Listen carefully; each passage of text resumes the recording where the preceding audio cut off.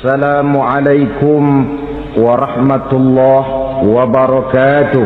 Waalaikumsalam warahmatullahi wabarakatuh.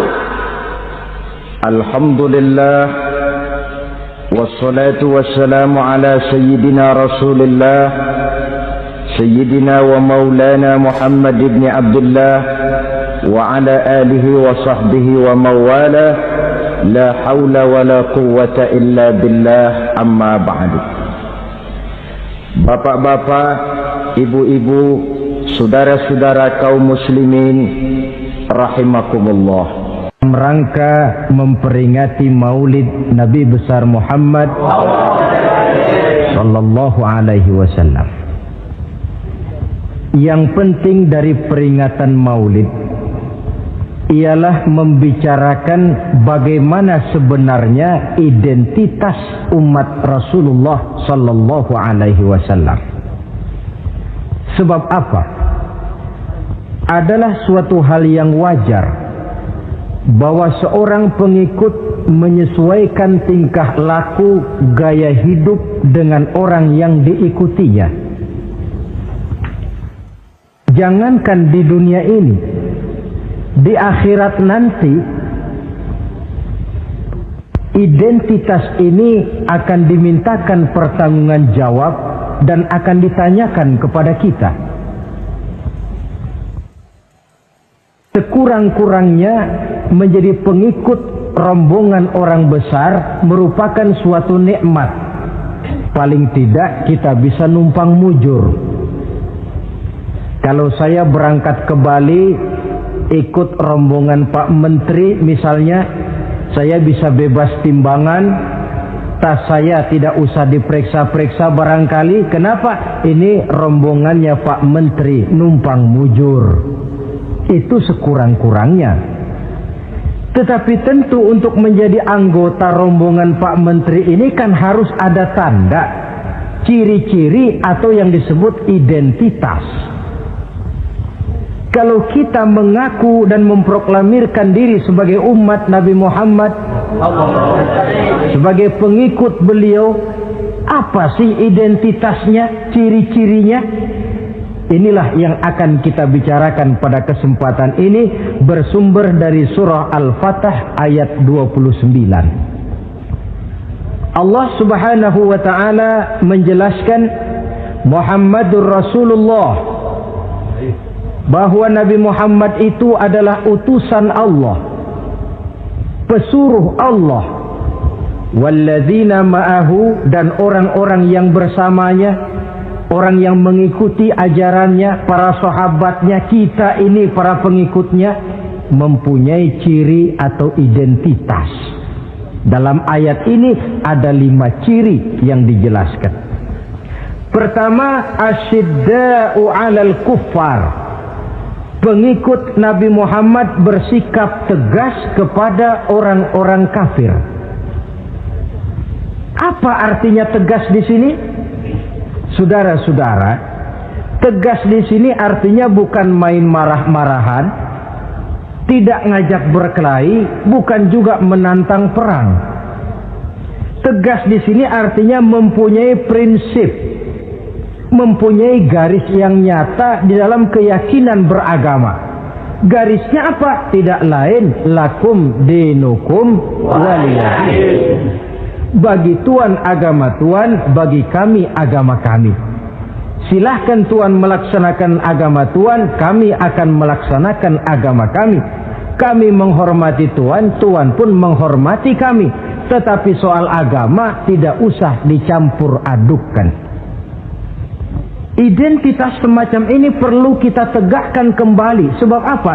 Sebab di zaman sekarang orang mulai mengaburkan nilai-nilai kebenaran dari agama, yang pada akhirnya menanamkan sikap ngambang terhadap agama. Misalnya kita ini dibuai dengan kalimat yang kelihatannya bagus tapi sebenarnya mengandung racun. Kata orang, jangan fanatik, semua agama kan bagus, semua agama benar, semua agama thayyib. Terus terang saja, saya bukan tidak setuju dengan kalimat itu. Saya beranggapan kalimat itu belum sempurna. Semua agama benar, jangan titik di situ, itu baru sekedar koma. Semua agama benar, koma, bagi penganutnya masing-masing, titik. Semua agama baik, koma, bagi penganutnya masing-masing, titik. Bagi kita yang muslim, yang benar Islam. Dan seorang muslim yang berani membenarkan semua agama, seorang muslim yang berani berkata semua agama benar, sekurang-kurangnya munafik kalau tidak menjadi murtad. Wah Pak, itu namanya fanatik dong. Betul. Yang tidak boleh kan fanatik kepada suku, yang tidak boleh kan fanatik kepada guru, tapi fanatik kepada agama dalam arti berpegang teguh kepada agama merupakan bagian daripada kehidupan beragama. Hanyalah kalau umat Islam ini fanatik dengan agamanya, dia akan konsekuen, baik melaksanakan, mengamalkan maupun mengembangkan agamanya. Saya cinta kepada suku saya, tapi tidak lalu fanatik. Cinta suku boleh, fanatik kepada suku salah. Cinta kepada guru bagus, fanatik kepada guru jelek. Cinta kepada agama bagus, fanatik kepada agama wajib. Hanya dengan fanatik kepada agama orang konsekuen. Yang jelek itu kan kalau sudah fanatisme kesukuan. Contoh, misalnya mentang-mentang orang Sunda, lalu ngomong saya ogah dengerin ceramah. Kenapa? Ustaznya bukan orang Sunda sih. Ini nggak bener, emangnya Nabi Muhammad kelahiran Ciamis? Kan tidak.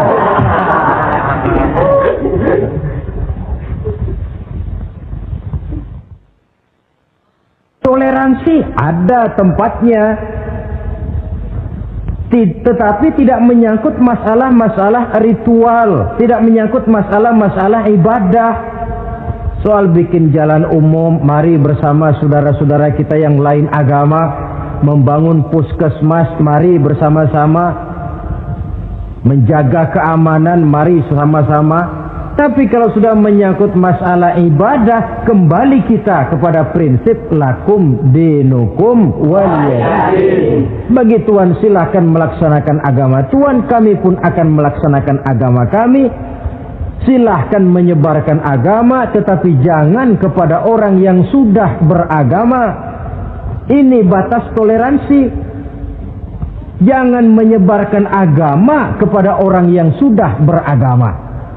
Maka dalam sejarah sudah dibuktikan, alhamdulillah, kalau kita mau objektif menilai sejarah, ketoleransian umat Islam itu sudah dibuktikan oleh fakta sejarah. Tetapi tanpa harus mengorbankan nilai-nilai akidah, keyakinan-keyakinan yang harus kita jaga dan kita pertahankan. Taruhlah kita sekarang masih sanggup berkata dan berpendirian semacam itu. Anak kita, keturunan kita, generasi yang akan datang, jikalau ditanamkan rasa ngambang terhadap agama, lambat laun akan makin tipis nilai-nilai religius itu melekat di dalam jiwanya. Dan akibatnya akan rawan kemajuan macam apapun, modernisasi macam apapun, kalau sudah terlepas dari kaitan kehidupan beragama, tidak akan banyak menolong untuk mensejahterakan umat manusia. Asyidda'u 'alal kuffar, bersikap tegas kepada orang-orang kafir. Ini sikap yang pertama, identitas yang pertama. Yang kedua, ruhama'u bainahum, kasih sayang kepada sesama mereka. Kalau kepada orang kafir tegasnya bukan main, tapi kembali ke dalam, kembali kepada sesama muslim, kasih sayang setengah mati. Saling asah, saling asih, saling asuh, saling mengalah buat kepentingan yang lain. Ini sudah dicontohkan dalam sejarah ketika Rasulullah dan para sahabat hijrah ke Madinah. Orang Madinah yang menyambut kedatangan orang Makkah itu kan disebut Ansor. Betul apa betul? Nah, orang Makkah ini yang hijrah ke Madinah disebut kaum muhajirin. Apa orang Madinah menyambut kedatangan orang Mekah itu mentang-mentang orang asli Madinah lalu tolak pinggang? Kamu kemari pendatang ya, awas jangan bertingkah. Tidak. Masing-masing malah mencari saudara. Karena apa? Persaudaraan dalam Islam diikat dengan akidah. Artinya ini dari manapun orang datang, apapun warna kulitnya, bahasa apapun yang dia pakai, jikalau akidahnya sama, dia saudara kita. Hadirin, terus terang saja ya. Banyak orang-orang yang tidak senang kalau melihat umat Islam sampai bersatu. Maka segala macam cara mereka lakukan agar kita jangan bersatu. Terang-terangan menghantam Islam, tidak mungkin orang berani. Kenapa?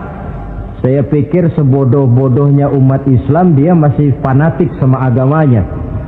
Dia masih sanggup bilang, "Mas, gue emang gak sembayang, tapi agama gue lu hina, gue bacok lu." Itu kan positif, fanatisme agama namanya. Maka orang menghantam Islam itu lalu gak berani terang-terangan.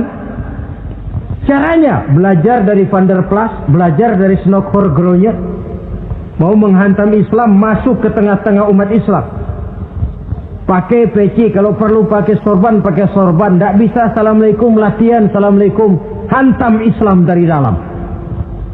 Caranya, kalau perlu dibuatkan merek-merek Islam. Yang mereknya Islam tapi tujuannya bikin kacau dalam Islam. Muncullah yang namanya Islam ingkar sunnah. Muncul yang namanya Islam sejati. Islam. Mereknya Islam, tujuannya bikin kacau dalam Islam. Kalau dia sudah mengkafirkan orang lain yang tidak sepaham dengan dia, tidak mau bermakmum kepada orang yang sepaham dengan dia. Kalau cara ini tidak kena, mereka putar lagu lama. Apa lagu lama itu? Lagu khilafiyah. Lagu lama itu supaya kita sengketa sesama kita, mempersoalkan hal-hal kecil. Waktu terbuang, energi habis untuk mempermasalahkan hal yang tak pernah kunjung selesai. Sering kejadian toh di kampung-kampung. Yang satu pakai usolli, yang satu tidak, lalu pisah RT. Yang satu azan sekali Jumatan, yang satu 2 kali, lalu bangun masjid lagi. Yang satu kunut, yang satu tidak, asaholo. Persoalan yang semacam ini sampai kiamat tidak akan kunjung selesai. Oleh karena itu potensi yang besar ini tidak tersalurkan dengan wajar karena kita centang perenang di dalam, tidak pandai menjaga kesatuan dan persatuan sebagai modal dasar untuk berbuat yang lebih baik. Adalah lebih baik kita ini mencari titik-titik persamaan dan bukan memperbesar pola perbedaan. Ruhama'u bainahum, kasih sayang sesama mereka. Imam Ghazali memberikan contoh, kun kal yadain wala takun kal uzunain. Hai umat Islam, hiduplah kamu seperti 2 tangan. Saling asah, saling asih, saling asuh, saling mengalah buat kepentingan yang lain. Coba lihat 2 tangan kita, rukunnya bukan main. Kalau tangan kanan maju ke depan, kata yang kiri, oke, saya mengalah. Dia mundur ke belakang. Kiri di depan, kata kanan, sekarang giliran saya ngalah. Dia mundur ke belakang. Akhirnya kita jalan lenggang. Enak nggak dilihat orang? Coba kalau nggak ada yang mau ngalah. Tangan kanan ke depan, kata yang kiri, gue juga bisa. Dia ke depan lagi. Depan kayak robot kita jalan. Lalu mekanisme kerjanya, tangan kanan kerjanya bagus-bagus toh. Salaman tangan kanan, tanda tangan tangan kanan, hitung duit tangan kanan, ambil kue tangan kanan. Kiri nggak pernah protes, tahu posisi. Memang tugas saya bidang pembersihan, ya pembersihan saja dilakoni. Artinya apa ini? Yang satu dengan yang lain saling memperkuat walaupun komposisinya berbeda. Dicontohkan dalam perjalanan kehidupan sahabat Nabi. Sahabat Nabi yang paling terkenal itu 4 orang. Sayyidina Abu Bakar, Sayyidina Umar bin Khattab, Sayyidina Utsman bin Affan, Sayyidina Ali bin Abi Thalib. 4 sahabat ini kalau kita lihat komposisinya, keahliannya lain-lain. Coba, ada Sayyidina Abu Bakar, ini sahabat merangkap mertua. Kalau bahasa sekarang, Abu Bakar ini disebut kiai diplomat. Kiai karena beliau orang alim, diplomat karena pandai bersiasat, ahli politik. Kemampuan berpolitiknya digunakan buat kepentingan agama. Sebab siapapun yang berpolitik untuk kepentingan agama, tentu kita doakan. Tetapi siapapun yang jual agama untuk kepentingan politik, kita juga berdoa. Cuma tentu doanya lain dengan yang berpolitik buat agama tadi. Saudara hadirin yang saya hormati, ada Umar bin Khattab. Ini kalau bahasa sekarang disebut imam jenderal ini. Imam tapi jenderal, jenderal tapi imam. Kenapa imam? Karena dia mampu memimpin jamaah di masjid. Kenapa jenderal? Karena dia sanggup memimpin tentara di medan perang. Kegagahannya, keberaniannya, keperkasaannya digunakan membantu perjuangan Rasul. Ada Utsman bin Affan, santri ekonom. Kenapa santri? Karena dia orang kaya. Kenapa ekonom? Karena dia pengusaha bergerak di bidang bisnis. Keuntungan usahanya untuk membantu perjuangan Rasul. Ada Ali bin Abi Thalib, tokoh muda tapi intelek. Masih muda tapi rela mengorbankan nyawa demi keselamatan Rasul di malam hijrahnya. Alangkah nikmatnya umat Islam ini kalau punya kiai diplomat, imam jenderal, santri ekonom, pemuda intelek, yang masing-masing bekerja sama menunjang untuk kepentingan agama. Ruhama ubainahum, kasih sayang di antara sesama mereka. Mobil, kenal mobil nggak? Ya. Mobil itu baru bisa jalan dengan baik kalau seluruh onderdilnya kompak. Kalau yang satu sudah merasa dirinya lebih penting dari yang lain, alamat mobil udah dekat mogok. Misalnya yang jadi bensin nyombong, kalau nggak lantaran saya nggak bakalan jalan nih mobil. Bannya denger, sombong. Kata ban, sombong kamu bensin. Apa kamu kira kamu saja yang penting? Saya tersinggung, kata ban, lalu kempes. Kira-kira kalau ban kempes jalan nggak mobil? Begitulah umat ini. Kayak satu bangunan, ada yang jadi jendela, pintu, tiang, genteng dan sebagainya. Tetapi satu sama lain hendaknya saling memperkuat.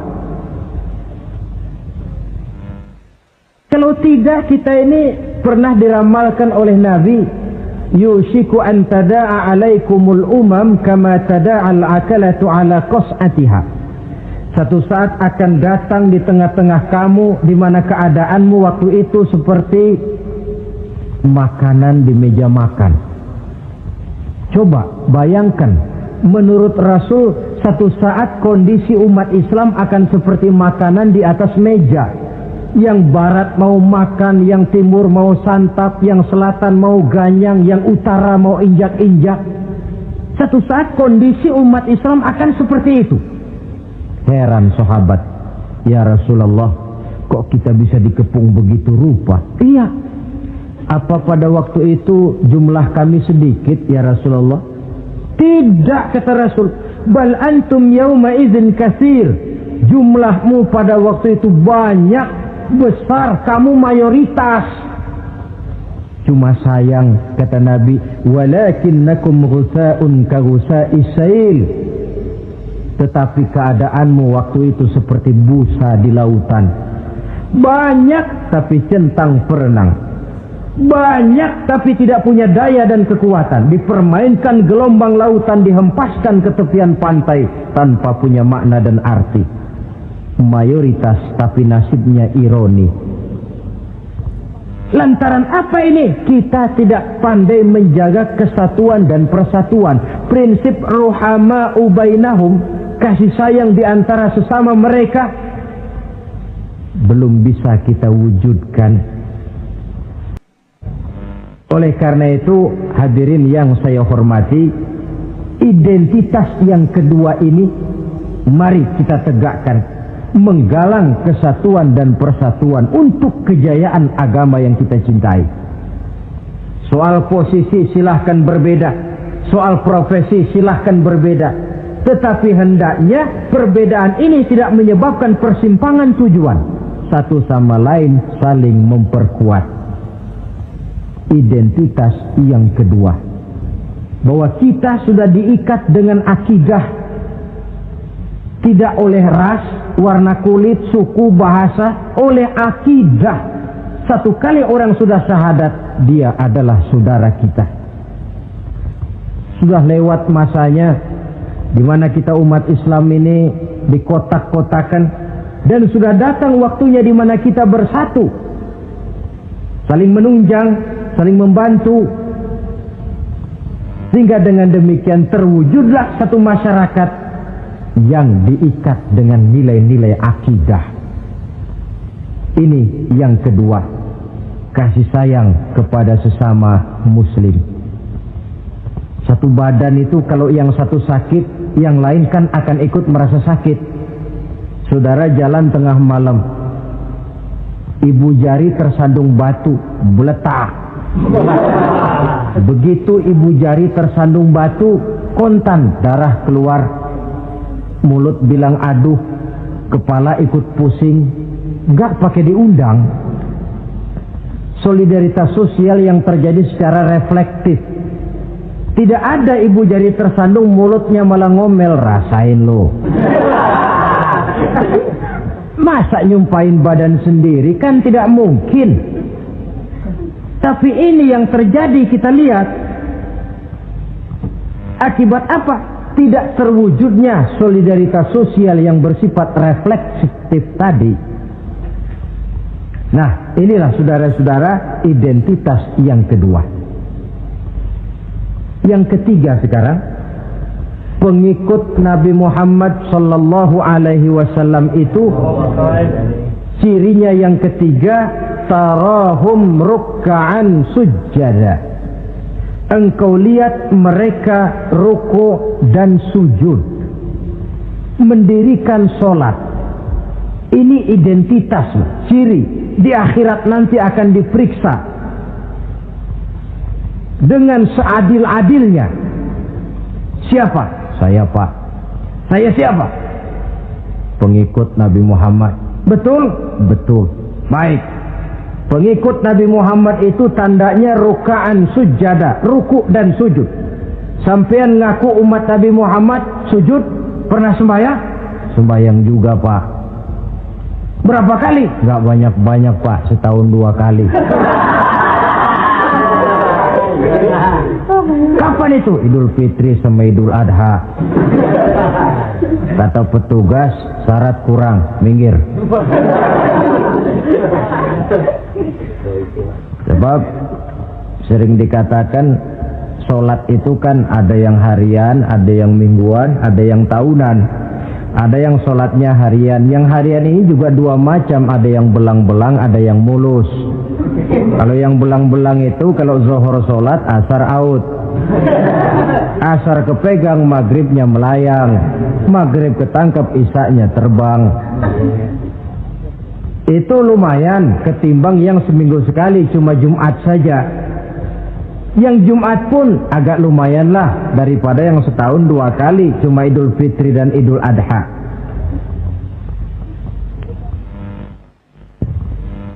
Tetapi bagaimanapun juga sholat ini memang merupakan keperluan dalam kehidupan kita. Ciri identitas yang memperkaya kepribadian. Pengikut Nabi orangnya ruku dan sujud. Sehingga di zaman sahabat tadi kondisi mereka digambarkan kalau siang seperti kuda perang, tetapi kalau malam seperti pendeta. Maksudnya apa? Di medan perang mereka gagah, tapi kalau sudah ruku dan sujud bukan main khusyuknya. Ruku dan sujud.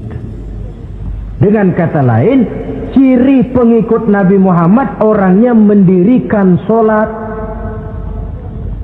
Nah, masalahnya sekarang apa perlunya sholat dalam kehidupan kita? Yang jelas dia untuk menggembirakan Allah kok. Se-ASEAN orang tidak ada yang sholat, Allah tidak akan berhenti jadi Tuhan. Manfaatnya akan kembali kepada kehidupan. Nah, apa perlunya sholat dalam kehidupan kita? Ada beberapa hal yang bisa kita angkat ke permukaan tentang perlunya sholat ini. Jadi sholat itu perlunya kita, sehingga suatu saat nanti kita tidak lagi berkata saya wajib sholat, tapi kita akan berkata saya perlu sholat. Apa perlunya sholat dalam kehidupan kita? Pertama, sholat itu membuat orang rendah hati, tidak melonjak menjadi angkuh dan sombong. Yang kedua, sholat itu membuat orang tahu diri. Yang ketiga, sholat itu mendatangkan ketenangan jiwa dan ketentraman batin lantaran orang punya sandaran vertikal kepada Allah. Sehingga agama menekankan benar ini bukan cuma untuk kita, tapi juga anak kita, keturunan kita. Sehingga Nabi mengajarkan, ajari didik anak-anakmu sholat pada umur 7 tahun. Kalau umur 10 tahun mereka sudah berani meninggalkan sholat, pukul. Bukan dengan tujuan menyakiti, tapi mendidik anak supaya disiplin dengan sholatnya. Kayaknya kita yang hidup di zaman serba modern ini, soal anak mau sholat atau tidak, kayaknya orang tua itu, kalau istilah anak sekarang, cuek-cuek aja. Jarang yang mengadakan inspeksi, pengecekan anaknya sudah sholat apa belum. Lalu sholatnya disiplin apa tidak? Jarang yang memberikan sugesti dan rangsangan supaya anaknya mendirikan sholat.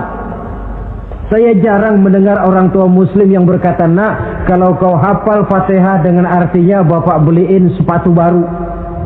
Nak, kalau kau hafal juz amma, bapak beliin sepeda. Sugesti untuk hal-hal yang bersifat agama sangat langka. Tapi kalau sudah hal-hal yang bersifat umum, wah, nah, kalau kamu lulus nanti SD ya, kita piknik ke Tangkuban Perahu, lulus SMP tur ke Bali, lulus SMA piknik ke Singapura. Rangsangan dan dorongan, baguslah itu. Tetapi alangkah akan lebih bagusnya jika untuk hal-hal yang bersifat agama kita pun sanggup memberikan sugesti, rangsangan dan dorongan kepada anak-anak kita. Sehingga sejak kecil mereka sudah terbiasa dengan sholat. Sejak kecil mereka sudah disiplin dengan sholatnya. Wah, kalau tidak, kayu itu kalau mau dibengkokkan pada saat dia masih kecil. Kalau sudah besar baru mau dibengkokin, repot kayu itu. Membentuk orang soleh itu harus dimulai sedini mungkin.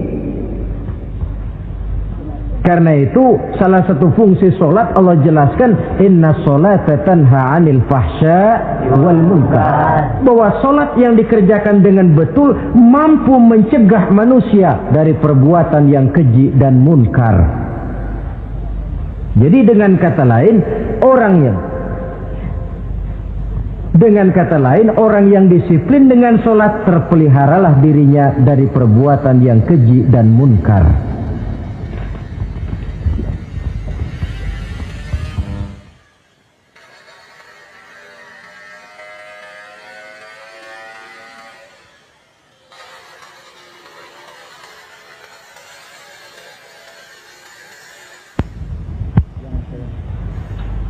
Hadirin yang saya hormati, suatu kenyataan barangkali yang memang tidak bisa kita pungkiri, bahwa kemajuan ilmu pengetahuan dan teknologi sekarang ini makin mengagumkan.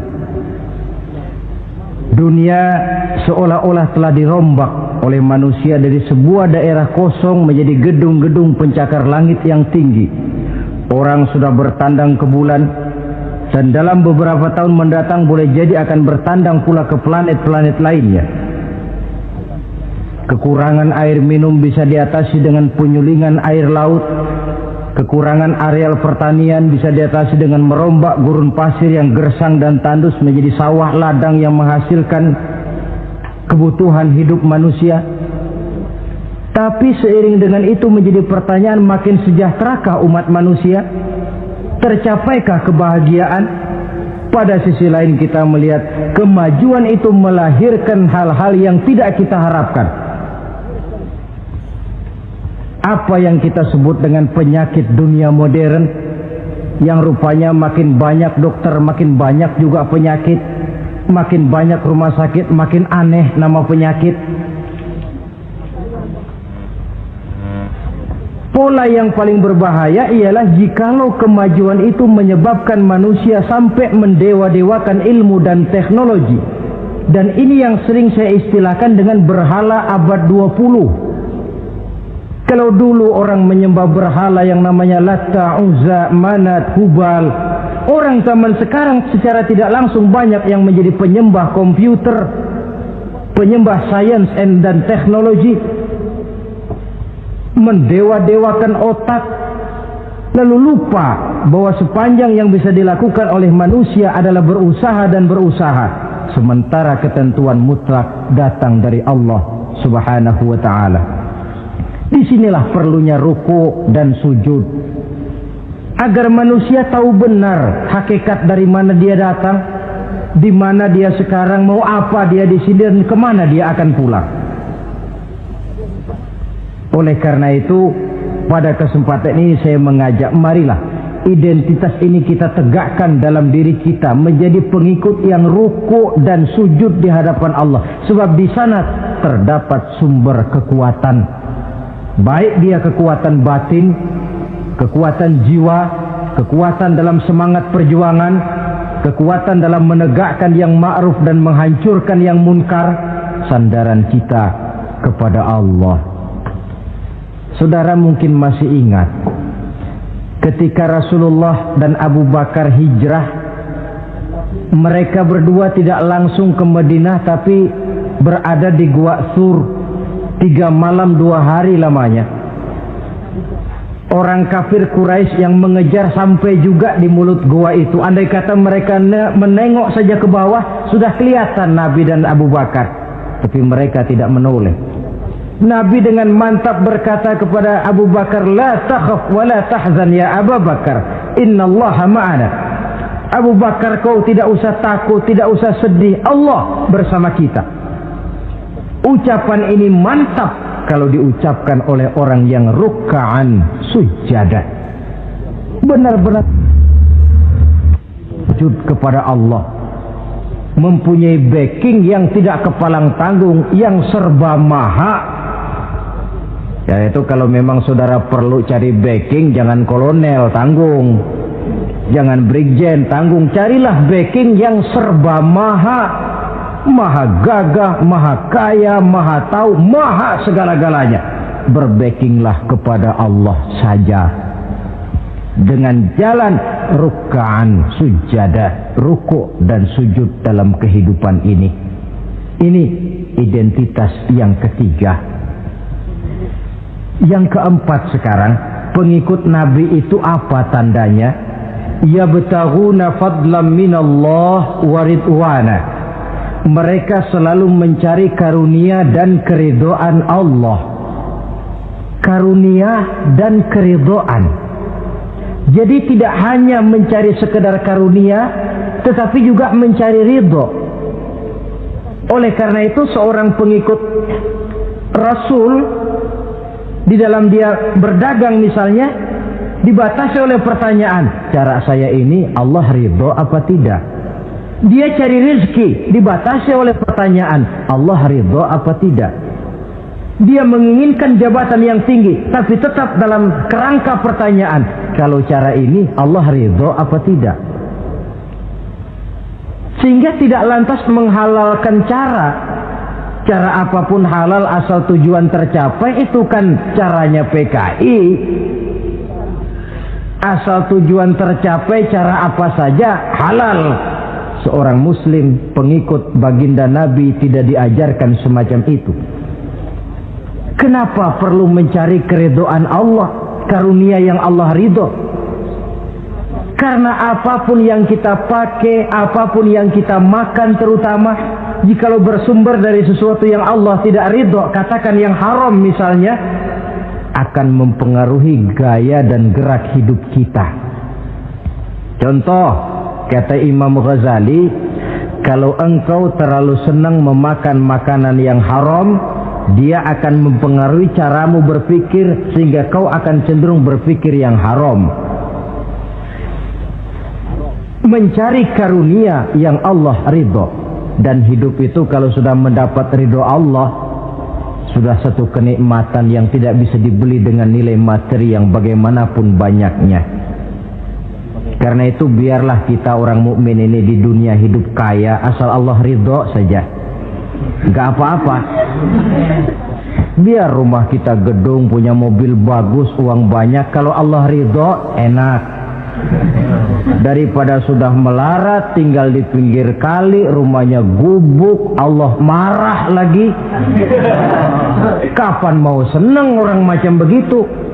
Jadi biarlah kita ini bahagia di dunia, asal di akhirat masuk surga. Nggak apa-apa. Mencapai kebahagiaan di dunia dan di akhirat. Cari karunia Allah sebanyak-banyaknya. Karena memang bumi dan segala fasilitasnya diperuntukkan bagi manusia. Dan karunia Allah itu ada dimanapun kita pergi. Dahulu ketika turun perintah hijrah, sebagian sahabat berpikir-pikir, kalau saya hijrah ke Madinah, di Madinah mau makan apa saya? Ini Mekah kan jelek-jelek, kampung sendiri. Umpama kepepet ngutang-ngutang dikit orang masih percaya lah, kalau ke Madinah ngutang sama siapa? Takut dia kalau hijrah ke Madinah tidak dapat makan. Allah memberikan jaminan, qul li'ibadiyalladzina amanu inna ardi wasi'ah fa iyaya fa'budun. Katakan kepada mereka Muhammad, hai hamba-hambaku yang beriman, bumiku ini luas. Di Mekah kau makan, hijrah ke Madinah juga kau akan makan. Apalagi hijrahmu karena membela agama. Jangan karena membela agama kau takut kelaparan. Artinya apa? Karunia Allah itu ada dimanapun. Kalau kita mau berusaha, tetapi jangan lupa usaha itu harus yang Allah ridho. Kalau sekedar hasil usaha cara apapun boleh, ya dapat. Tetapi tanpa ridho, semuanya tidak akan membawa ketenangan, ketentraman, dan kebahagiaan. Allah itu kan maha pengasih, tidak pilih kasih katanya. Artinya apa? Semuanya Allah kasih. Orang kalau mau berusaha dapat. Itu logika. Sunnatullah kata kita, hukum alam kata orang. Kalau mau berusaha mesti dapat. Tetapi kasih sayang Allah ini tidak diberikan kepada setiap orang. Kalau pengasihnya berlaku kepada semua orang, mau kafir mau beriman, kalau berusaha dapat. Itu Rahman namanya. Tapi Allah tidak cuma Rahman, Allah juga Rahim, maha penyayang. Bedanya apa? Orang yang dikasih itu belum tentu disayang. Tetapi kalau disayang mesti dikasih. Kalau tidak dikasih tentu ada pertimbangan lain untuk kepentingan kita. Misalnya anak kita baru kelas 1 SMP datang, Pak beliin motor buat sekolah. Kita lalu menilai anak ini nggak ada motor saja kadang-kadang jarang sampai ke sekolah, apalagi dibeliin motor, bisa dari rumah berangkat ke sekolah nggak sampai.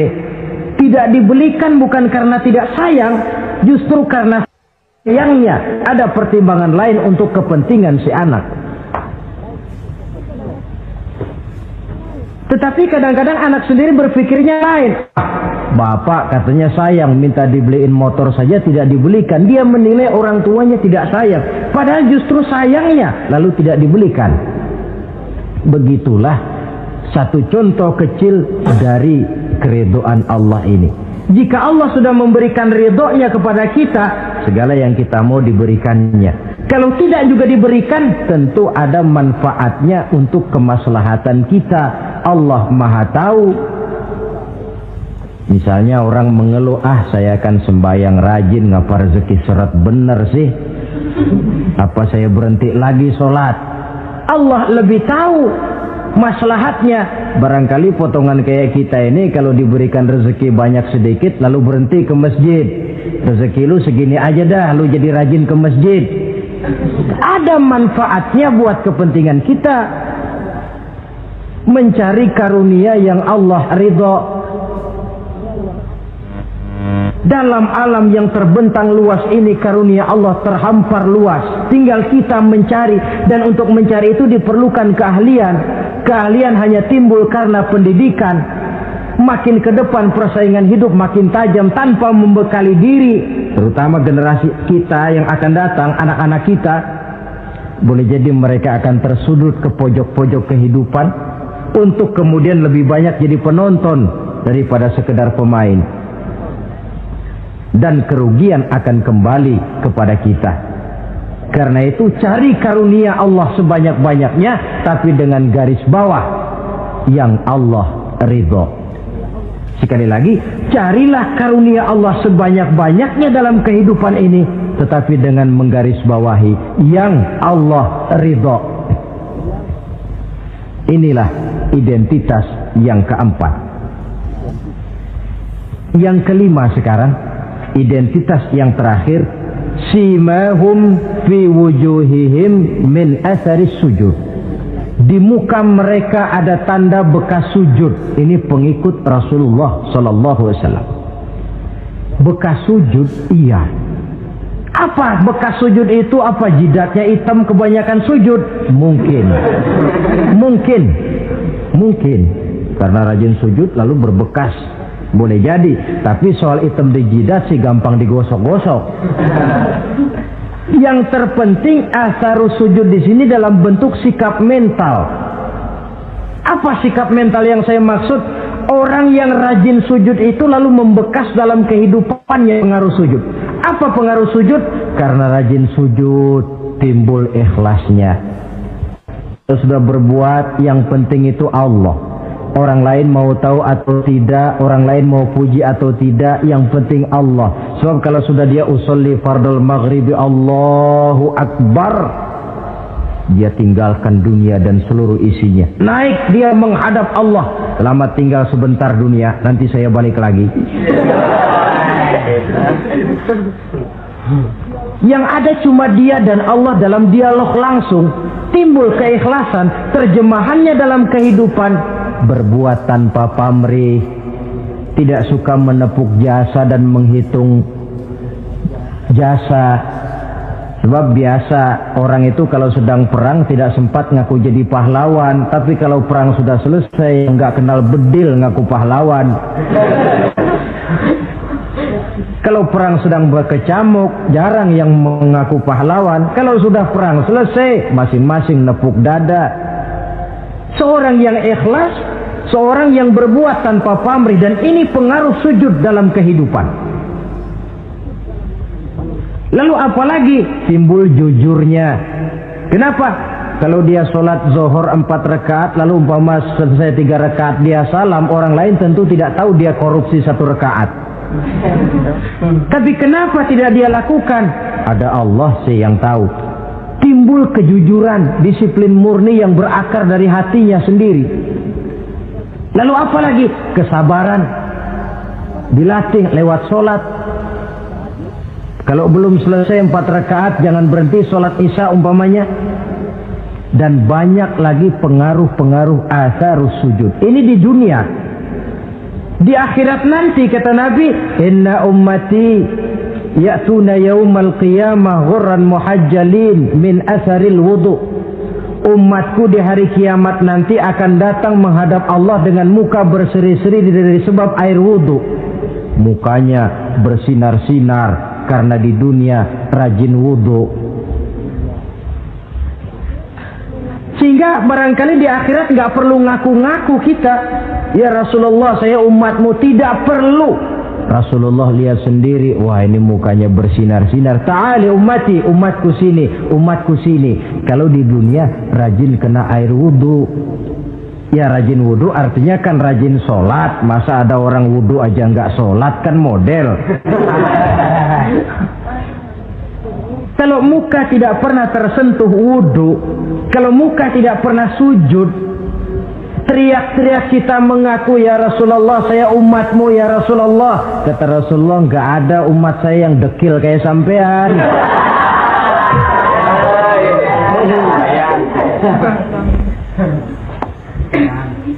Itulah sebabnya pada kesempatan ini saya mengajak, mari membiasakan diri berwudu.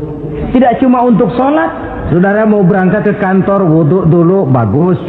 Saudara mau pergi berdagang, wudu dulu, cakep. Saudara mau pergi kuliah, mau pergi sekolah, wudu dulu, bagus. Di samping kebersihan jasmani, juga kebersihan rohani. Tengok saja, kalau kita membasuh tangan pada saat wudu, mulai Allahumma inni as'aluka yumna wal barakah wa a'udzubika minasyu'mi wal halakah. Itu kan yang kita baca. Ya Allah, saya mohon keberkahan di dua tangan ini, supaya tangan ini kalau dibawa dagang untung, dibawa menanam lalu panen, dibawa berusaha menghasilkan rezeki.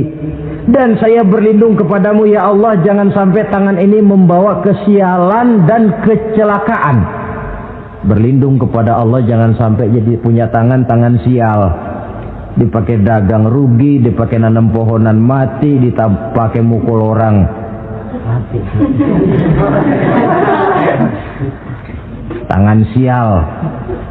Dari itu saja sudah memberikan sugesti untuk rohani kita. Kebersihan jasmani, kebersihan rohani terpelihara karena wudu. Jadi asarus sujud, pengaruh sujud membekas di dalam kehidupan. Sehingga oleh Syekh Muhammad Abduh dijelaskan, walikulli ibadatin minal ibadati sahihah asarun fi taqwimi akhlaqil qaimi biha wa tahzibi nafsihi. Setiap ibadah yang dikerjakan dengan betul pasti mempunyai pengaruh yang nyata dalam meluruskan moral akhlak orang yang melaksanakan ibadah itu sendiri. Jadi sujud kita betul apa tidak? Lihat saja pengaruhnya dalam kehidupan kita. Sholat kita sudah betul apa tidak? Lihat saja pengaruhnya dalam kehidupan kita.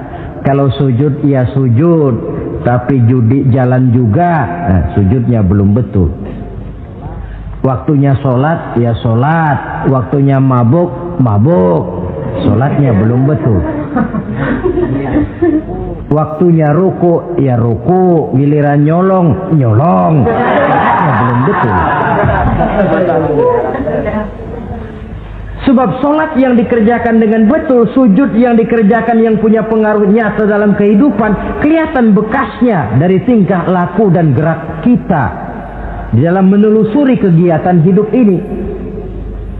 Maaf, dengan sedikit pahit barangkali kita memang harus berkata, masih banyak di antara kita umat Islam ini yang melaksanakan ibadah hanya dengan prinsip asal sekedar gugur kewajiban. Perkara ada pengaruhnya atau tidak dalam diri kita, kita malas untuk mengadakan evaluasi. Akibatnya ibadah yang kita kerjakan tidak mempunyai pengaruh dalam membentuk kepribadian kita. Orang yang mengucapkan syahadat ada pengaruh dalam jiwanya. Orang yang mendirikan sholat ada pengaruh dalam membentuk kepribadiannya. Orang yang melaksanakan puasa ada pengaruh dalam perkembangan jiwanya. Orang yang mengeluarkan zakat ada pengaruhnya dalam mengelola hartanya. Orang yang melaksanakan ibadah haji ada perubahan dalam kegiatan hidupnya, dari yang negatif kepada yang positif tentunya.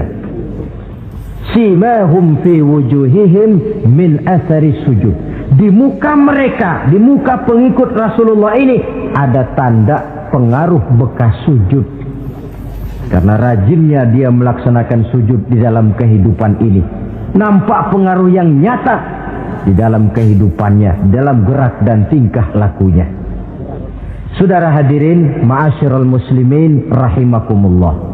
Inilah 5 identitas yang harus kita tegakkan jikalau kita mau jadi umat yang konsekuen.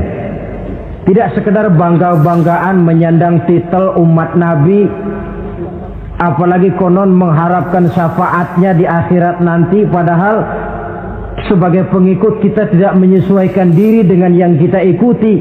bagaimana mau mengharapkan fasilitas yang namanya syafaat? Bahwa syafaat pertolongan Rasul itu ada, tetapi fungsinya kan ibarat orang punya kain, syafaat itu nambel. Saudara punya kain, sobek-sobek sedikit, ditambel oleh yang namanya syafaat. Sholat kurang sedikit, ditambel oleh syafaat. Sodakoh ada campur riya sedikit, tidak karena Allah sedikit, syafaat. Jadi kalau punya kain sobek ada syafaat. Lah kalau kainnya tidak punya, yang mau ditambel apanya?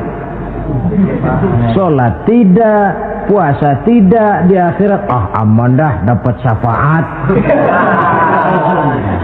Tentu terlalu berlebihan, terlalu optimis mengharapkan sesuatu yang kita memang tidak punya modal dasar untuk memperolehnya. Baiklah ya, kesimpulan. Pertama, sebagai pengikut kita harus menyesuaikan diri dengan yang kita ikuti. Identitas.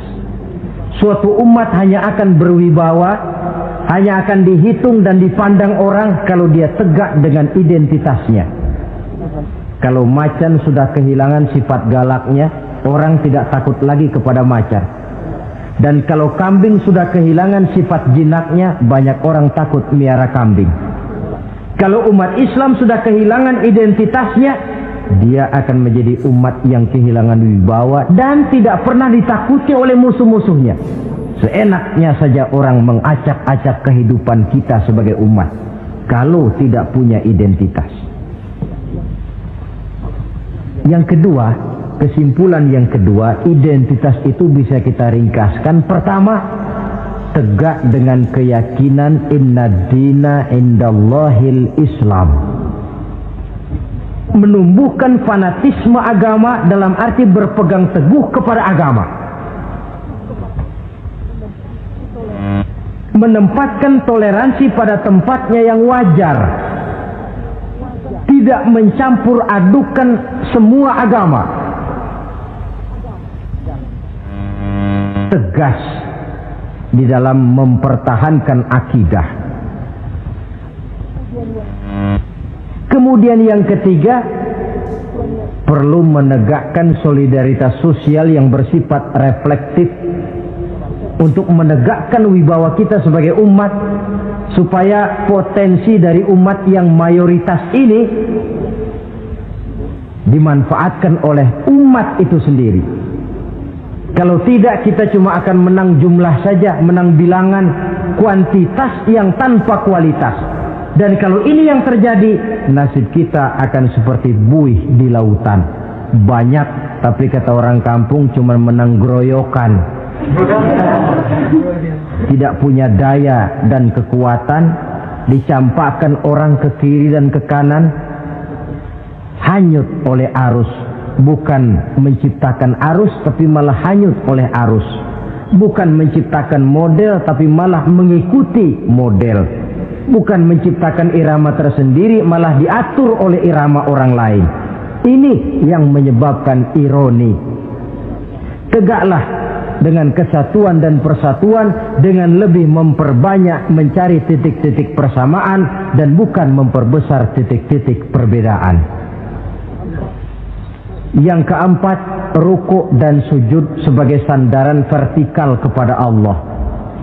Selama kita umat ini masih rajin rukuk dan sujud, selama itu pula nilai optimisme masih ada dalam jiwa dan diri kita. Ya Allah, persilahkan orang memperlakukan kami sesuka hatinya, tapi kami yakin ya Allah, Engkau tidak akan mendiamkan. Satu saat pertolonganmu mesti datang. Itu akan mantap kita ucapkan kalau kita melaksanakan rukuk dan sujud. Tertimpa tangga, jatuhnya sakit, ketimpa tangga lagi, musibah yang beruntun. Rukuk dan sujud sebagai sandaran vertikal. Yang kelima, karunia Allah dan keredoan Allah jangan dipisah. Cari karunia sebanyak-banyaknya, tetapi dalam batas-batas yang diridhoi Allah. Sebab kalau tidak, karunia itu akan makin membuat kita jauh dari Allah. Ilmu karunia itu. Tapi kalau tidak dari Allah, Nabi ingatkan, man izdada ilman wa lam yazdad huda lam yazdad minallahi illa bu'da. Orang yang bertambah ilmu tapi tidak bertambah hidayah, dia hanya akan semakin jauh dari Allah. Jauh dari Allah menimbulkan kegersangan dalam jiwa, kepanasan dalam hati, sehingga jauhlah kita dari ketenangan hidup. Karunia yang Allah ridho, dan Islam melarang umatnya untuk berpangku tangan menunggu keajaiban dari langit. Berusaha, berikhtiar, berdoa, lalu bertawakal kepadanya. Yang terakhir, hendaknya ibadah yang kita kerjakan dievaluir, ditinjau kembali apa pengaruhnya dalam kehidupan kita. Sebab setelah selesai melaksanakan suatu ibadah, hendaknya nilai ajaran yang terkandung dalam ibadah itu bisa kita terjemahkan dalam kehidupan kita, sehingga gerak kita dalam sholat dengan tingkah laku kita di luar sholat ada kesinambungan. Gerak kita di dalam bulan Ramadan dengan tingkah laku kita di luar Ramadan ada kesinambungan. Namanya ibadah yang kita kerjakan ada pengaruhnya dalam memperbaiki kehidupan kita. Dengan satu prinsip, ibadah itu kita kerjakan adalah kemanfaatannya kembali kepada kehidupan kita. Saudara hadirin yang saya hormati, inilah pembicaraan kita pada pertemuan kita kali ini. Dengan harapan tentunya dalam memperingati Maulid kita tidak hanya sekedar melakukan satu tradisi, tidak hanya sekedar hura-hura, tidak hanya sekedar ikut-ikutan. Sebab bagaimanapun peringatan semacam ini bukan tujuan. Ini cuma sekedar alat. Kalau peringatannya yang jadi tujuan, selesai memperingati, selesai sudah. Kayak saudara tujuannya mau ke Bogor, kira-kira kalau sudah sampai Bogor pulang lagi enggak? Pulang. Kenapa? Tujuan sudah tercapai. Tujuannya cuma memperingati Maulid. Sudah selesai. Ya sudah selesai segala-galanya. Yang tidak sholat kembali tidak sholat, yang teler kembali teler. Pokoknya kan udah Maulid. Itu kalau dijadikan tujuan. Maulid sekali lagi bukan tujuan, cuma sekedar alat. Tujuan kita diantaranya mencari identitas, menyesuaikan diri sebagai seorang pengikut dengan Rasulullah yang kita ikuti itu. Inilah pembicaraan kita kali ini. Mudah-mudahan 5 identitas ini Allah berikan kekuatan untuk bisa kita tegakkan dalam diri kita masing-masing, sehingga kebanggaan sebagai pengikut Nabi dibuktikan dengan amal perbuatan kita. Terima kasih banyak atas segala perhatian. Mohon maaf atas segala kekurangan. Usikum wa iyaya bitaqwallah. Wassalamualaikum warahmatullahi wabarakatuh. Waalaikumsalam warahmatullahi wabarakatuh.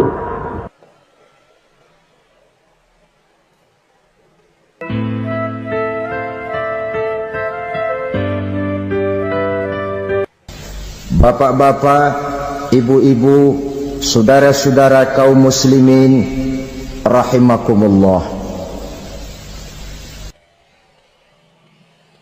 Murai di dahan dan koko ayam di kandang. Dunia ini penuh dengan berbagai macam kesibukan.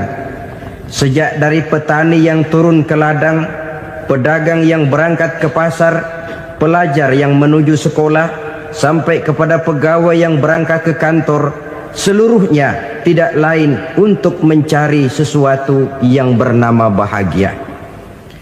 Setiap orang menginginkan kebahagiaan, dan tidak seorang pun menginginkan kesengsaraan dalam kehidupan ini. Namun nyatanya tidak setiap orang yang ingin bahagia mengetahui jalan yang harus ditempuhnya untuk sampai kepada kebahagiaan itu. Maka pada kesempatan pertemuan kali ini, saya ingin menyampaikan sebuah hadis dari junjungan kita baginda Nabi besar Muhammad sallallahu alaihi wasallam yang termuat dalam kitab Mukhtarul Ahadits An-Nabawiyah, di mana beliau bersabda, arba'un min sa'adatil mar'i. Ada 4 perkara yang merupakan tanda dari orang bahagia. Saya mau tanya, di antara saudara-saudara yang hadir di sini, apa ada yang kepengen jadi orang sengsara? Ya. Seluruhnya tentu ingin mendapatkan kebahagiaan. Maka menurut resep dari Nabi kita, tanda orang bahagia itu 4. Jadi kalau saudara ingin bahagia, harus mempunyai 4 perkara ini. Yang pertama, orang bahagia itu kata Nabi, darun wasi'un. Punya rumah biar bagus asal gede. Enak ngaturnya daripada sudah punya rumah kecil, adanya di pinggir kali, gubuk, kalau hujan bocor, miring lagi, kiamat. Loh, kalau gitu Islam materialis dong. Hadis ini boleh diartikan dengan makna hakiki, arti yang sebenarnya. Boleh diartikan dengan makna majazi, arti kiasan. Kalau dia diartikan dengan arti kias, maka yang dimaksud darun wasi'un ay qalbun wasi'un. Rumah yang luas tidak lain daripada hati yang lapang. Karena di situ kunci kebahagiaan yang sebenarnya. Walaupun kita cuma tinggal di petak berukuran 2 kali 3 meter, kalau hati kita luas-luas rasanya rumah itu. Tapi biar rumah kita halamannya saja puluhan ribu hektar, ada kolam renangnya, kamar tidurnya tidak lagi terhitung. Kalau hati yang menempati rumah itu sempit, maka akan terasa sempit jugalah rumah itu. Tempat bergantungnya tidak lain adalah hati. Marilah kita mencoba melihat berbagai pandangan orang tentang bahagia ini. Ada orang menyangka bahwa bahagia itu kalau dia mendapatkan harta yang sebanyak-banyaknya. Siapa yang banyak harta, dialah raja. Apa yang dia mau, seluruhnya bisa dibeli. Keamanannya, dia bisa menyewa petugas. Seluruh fasilitas untuk menyenangkan kehidupannya bisa dibeli. Pendeknya, hartalah segala-galanya dalam kehidupan. Sampai ada pepatah mengatakan, innad darahima fil amakini kulliha taksur rijala mahabatan wa jalala. Sesungguhnya harta, dinar, dirham, uang di mana-mana selalu bikin hebat orang yang memilikinya. Coba lihat, orang yang punya duit sama yang enggak punya duit, jangan gaya hidupnya, gaya jalannya aja lain. Wahia lisanun liman arada fasahatan, wahia silahun liman arada qitala. Uang adalah senjata yang paling ampuh bagi orang yang mau pergi perang, dan lidah yang paling fasih bagi orang yang mau bicara. Kalau bicara dengan lidah macet, cobalah bicara dengan harta, lancar. Sampai ada pepatah demikian, segalanya bisa diatur dengan harta. Maka di kalangan orang yang berpandangan semacam itu, seluruh kegiatan hidupnya hanya terfokus kepada bagaimana mengumpulkan harta yang sebanyak-banyaknya. Tidak peduli halal haram, tidak kenal sore pagi siang dan malam, tidak sempat sujud, jauh dari agama, jauh dari kehidupan yang bersifat ruhaniyah, jauh dari Allah dan sebagainya. Sampai dalam Al-Quran dikelompokkan dalam kelompok yang dinamakan lumazah. Allazi jama'a malahu wa addadah yahsabu anna malahu akhladah. Mereka mengumpul-ngumpulkan harta sebanyak-banyaknya dan menyangka bahwa harta yang banyak itu dapat mengekalkan hidupnya, mengekalkan kekayaannya, mengekalkan kebahagiaannya. Saudara hadirin yang berbahagia, kalau pandangan hidup ini benar, artinya kalau harta memang merupakan satu-satunya hal yang dapat membuat orang bahagia, tentu di rumah mewah tidak akan pernah ada tangis derita. Tentu di satu tempat di mana fasilitas hidup serba menunjang, tidak ada yang namanya penderitaan.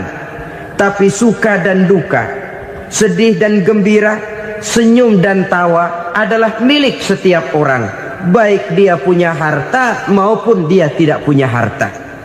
Nyatalah bahwa harta semata-mata bukan merupakan jaminan bahwa orang akan bahagia. Walaupun tanpa harta orang sulit untuk bahagia. Saya mau cerita, ada orang super kaya. Namanya Aristotle Onesius, Raja Tanker Yunani. Dia punya kapal tanker saja konon sampai 11 banyaknya. Punya perusahaan penerbangan yang disebut Olympic Airlines. Punya hotel di berbagai kota besar di dunia ini, sejak dari New York, London, Paris, Rome dan sebagainya. Bahkan punya pulau yang dia namakan Pulau Scorpio. Ini kan namanya sudah kaya nggak tanggung-tanggung, punya pulau. Nah, dia punya 2 orang anak, yang satu laki-laki namanya Alexander, yang satu perempuan namanya Maria Onesius. Seluruh harapannya tertumpah kepada anak lakinya Alexander ini, yang akan meneruskan usahanya, meneruskan kekayaannya, meneruskan dinastinya. Apa yang terjadi? Ternyata anak yang dia harapkan yang bernama Alexander ini mati muda dalam kecelakaan pada waktu dia olahraga. Apa olahraganya? Namanya olahraga anak orang kaya, golongan jet set. Olahraganya olahraga pesawat terbang. Jatuh, ya nggak kapungut, habis mati. Tinggal satu anak perempuannya, Maria Onesius. Tapi anak perempuan ini juga malah urakan. Terakhir dia pacaran, bahkan kemudian kawin sama orang Rusia. Rupanya Aristotle Onesius ini broken. Kekayaannya yang berlimpah ruah, perusahaannya yang begitu banyak, siapa yang akan meneruskan? Siapa yang akan menggantikan? Sampai kemudian dia mengurung diri di Pulau Scorpio dan mati di sana secara mengenaskan. Seorang multi jutawan, seorang yang super kaya, mati menyendiri di pulau sepi. Ibarat kata pepatah, anak ayam mati di lumbung. Bukan kekurangan makanan, keurugan makanan. Begitu kehidupan Aristotle Onesius. Dan banyak orang-orang yang sudah demikian kaya sampai dibingungkan oleh kekayaannya sendiri. Telusurilah kehidupan David Rockefeller misalnya, Henry Ford misalnya, Adnan Khashoggi misalnya. Multi jutawan yang kadang-kadang dibuat keder oleh kekayaannya sendiri. Pantas ketika Imam Ali ditawarkan orang, "Ya Ali, kalau kepadamu disuruh pilih ilmu atau harta, kau pilih mana?" Ya jelas pilih ilmu dong. Kenapa? Pertama, ilmu kalau kita berikan kepada orang lain tambah. Tapi harta kalau kita berikan kepada orang lain kurang. Saudara punya uang 10.000, dibagi orang 5.000, jelas uang saudara berkurang. Tapi saudara punya ilmu, diberikan kepada orang lain bisa, saudara pun makin mantap.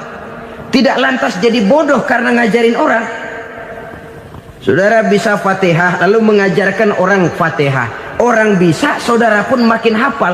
Tidak lantas setelah diajarin orang ilmunya hilang. Begitu datang dia minta orang, "Tolong ajarin saya Fatihah." Udah habis, nggak ada.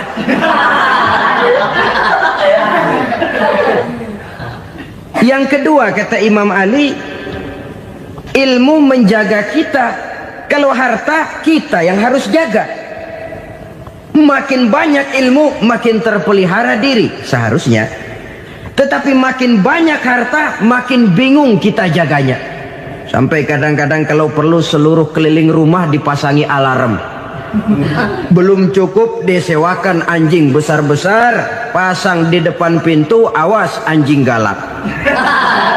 Masih belum cukup juga, cari centeng tukang-tukang kepruk jaga rumah. Masih terasa belum aman, padahal rumahnya dikelilingi tembok besar. Di balik tembok ada pintu-pintunya tebal. Di balik pintu itu terbuka masuk kamar, kamar pun ada pintunya, pintunya pun kuat. Masuk ke dalam kamar ada lemari, lemarinya pun pintunya kuat, dikunci, kuncinya pun kuat. Tapi terhadap seluruhnya yang timbul cuma sekedar was-was saja. Kesimpulannya sekali lagi, tanpa harta orang memang sulit untuk bahagia. Tapi harta semata-mata tidak merupakan jaminan orang akan bahagia. Dengan hati yang luas, itu modal utama untuk mencapai kebahagiaan hidup. Orang yang hatinya luas, saudara-saudara, punya hati yang lapang, melihat kenyataan hidup ini, dia bersyukur senantiasa kepada Allah. Lantas tidak timbul hasud dan iri hatinya. Oleh karena itu, jiwanya selalu lapang. Kalau tidak, cupik hati namanya. Dangkal pandangan, tidak senang melihat orang lain dapat nikmat, dan itu sering dijadikan contoh. Kalau orang yang lapang dada, dia lihat tetangganya beli TV baru, dia berkata, alhamdulillah ya, tetangga kita beli TV, mudah-mudahan kita bisa ikut nonton. Lapang dadanya. Tapi orang yang sempit hati, lihat tetangga beli televisi, meriang. Enggak diapa-apain, meriang. Besoknya dengar tetangga beli motor, makin sakit, ke rumah sakit.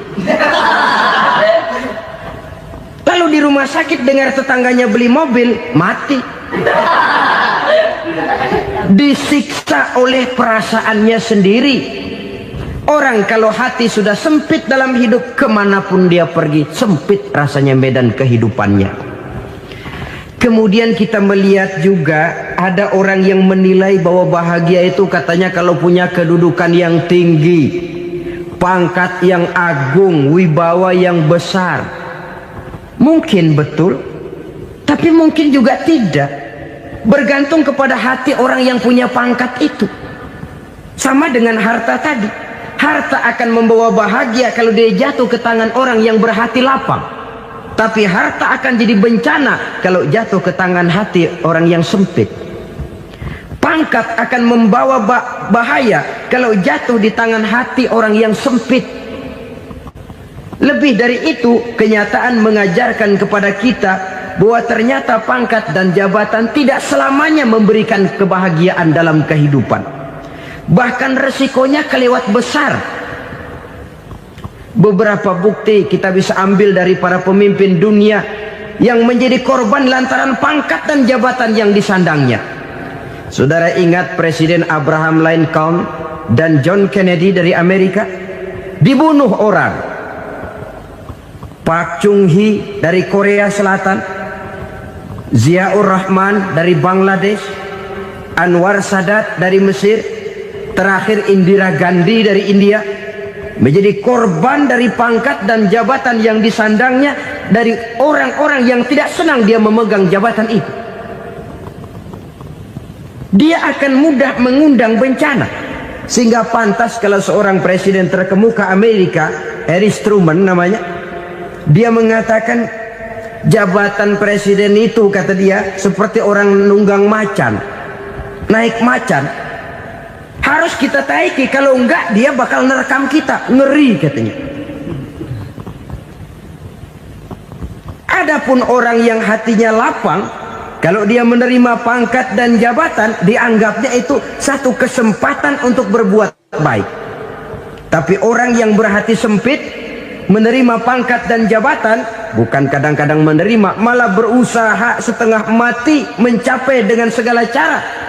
Kalau perlu jilat atas, jilat atas. Jadi golongan sumuhun dawuh. Jadi kelompok kulon nuwun, yes sir, yang kerjanya cuma oke bos. Kalau perlu jilat atas, jilat atas. Kalau perlu injak yang bawah, injak yang bawah. Perlu sikut kiri kanan, sikut kiri kanan. Yang penting pangkat dapat, jabatan dapat.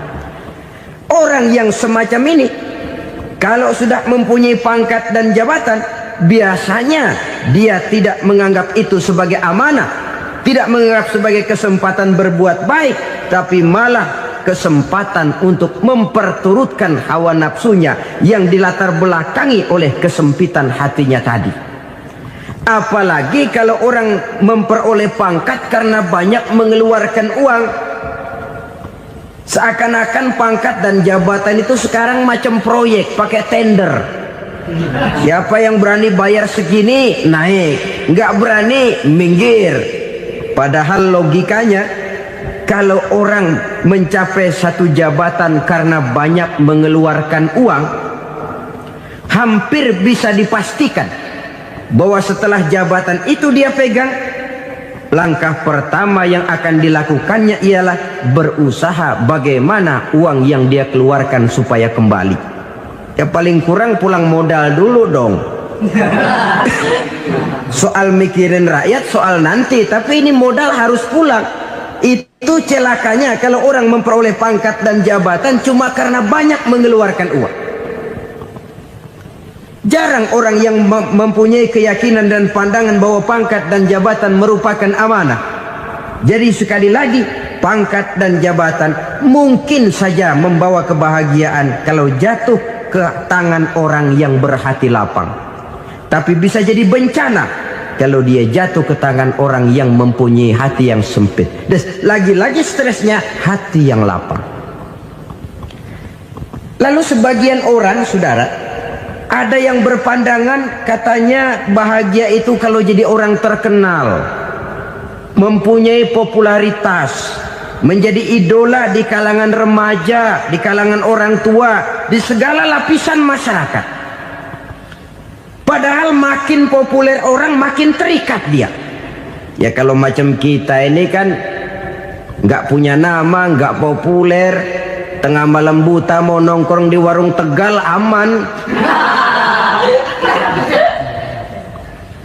Tapi pangkat, jabatan, kedudukan, popularitas menyebabkan kita diikat dengan berbagai macam peraturan. Cuma mandi sama ke WC saja yang nggak dikawal.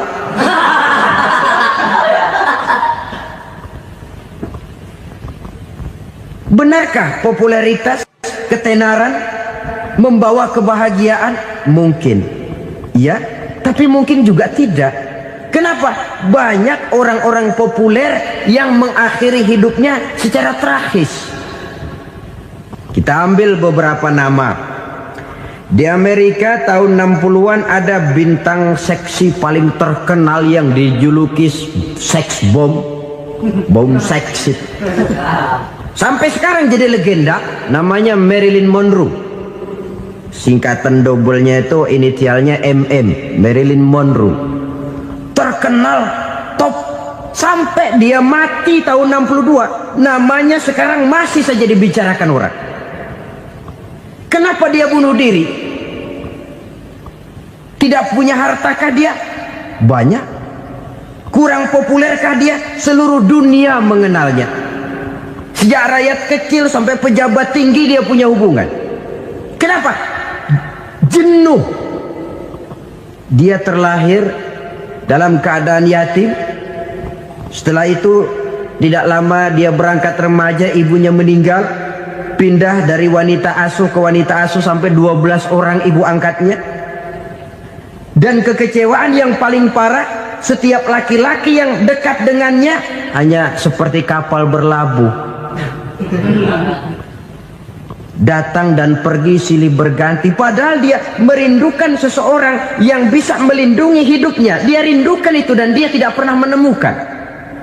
Itu yang akhirnya menyebabkan dia minum pil tidur kelewat dosis, minum obat tidur kebanyakan, ya tidur terus sampai sekarang.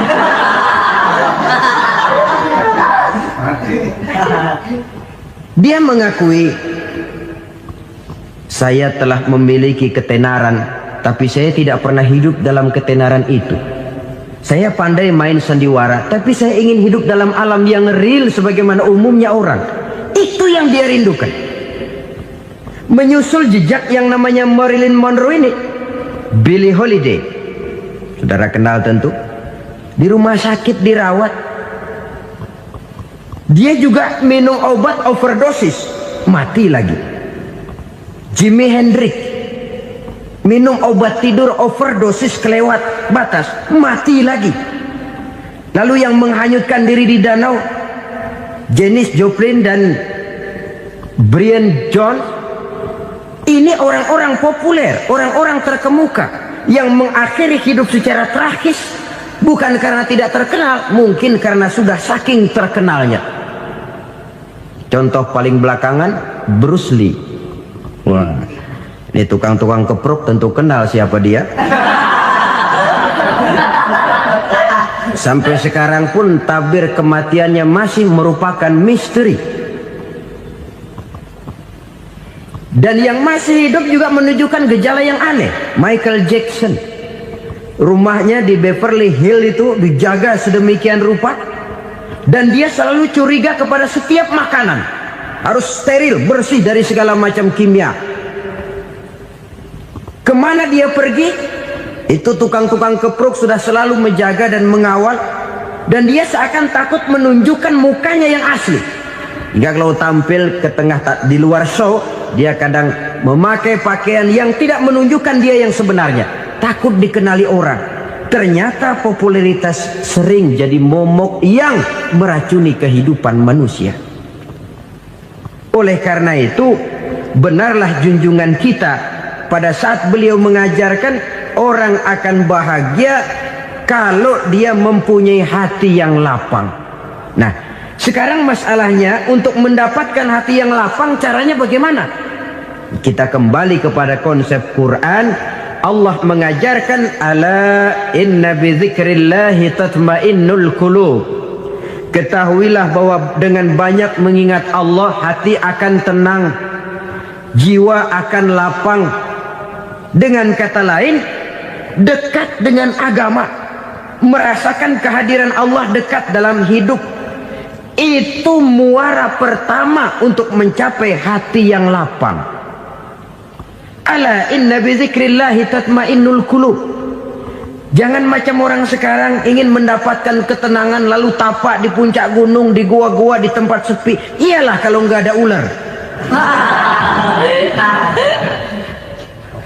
Kalau tergigit ular berbisa, ketenangan belum, mati jelas itu. Islam positif untuk mendapatkan ketenangan. Ala inna bi dzikrillahi tatmainnul qulubi. Bahwa ketahuilah bahwa dengan banyak mengingat Allah, hati akan tenang, jiwa akan lapang, nuansa pikiran akan luas. Karena yang namanya bahagia ada dimanapun manusia berada. Di kampung ada bahagia, di kota ada bahagia, di ngarai, di lembah, di gunung, di hutan, di lautan, di angkasa luar, dimanapun bahagia itu ada kalau kita bermodalkan hati yang lapang ini. Dan hati akan lapang kalau kita dekat dengan agama. Dekat dengan harta buat sementara hati mungkin tenang, tapi ketenangan yang relatif dan temporer. Apalagi orang tiap kali tambah harta, tiap kali tambah rencana. Itu wajar. Mungkin sebelumnya saudara berpikir, kalau punya duit 5.000 enak nih. Begitu punya duit 5.000, aduh sayang kalau 10.000 aja. Tiap kali tambah harta, tiap kali lain rencana. Makin banyak rencana, makin menjauhkan kita dari yang namanya ketenangan. Padahal ketenangan merupakan unsur utama untuk mencapai bahagia. Dan ketenangan itu bermuara dalam hati manusia. Tengoklah kehidupan ini. Orang yang banyak harta dengan orang miskin, berbedakah rasa sakit yang mereka tanggungkan? Rasanya tidak. Walaupun si kaya tidur di kasur empuk berselimutkan sutra mahal, sementara si miskin meringkuk di balai bambu yang keras dan kasar. Apabila maut datang, dia juga tidak pernah pilih bulu. Maut datang menjemput si kaya di singgasana keemasannya, dikelilingi oleh para pengasuh, dayang dan idang serta para pengawal. Dan maut pun datang menjemput si miskin papa, sehingga ia tergelepar di tepian jalan. Kedua-duanya bernama mati. Kalau nyata bahwa sakit yang ditanggung si kaya tidak beda dengan sakit yang ditanggung si miskin. Bukan harta semata yang membuat orang bahagia. Hati yang tenang, jiwa yang lapang penuh kedamaian. Karena banyak berzikir dan mengingat Allah, itu merupakan modal utama untuk mencapai sesuatu yang bernama bahagia.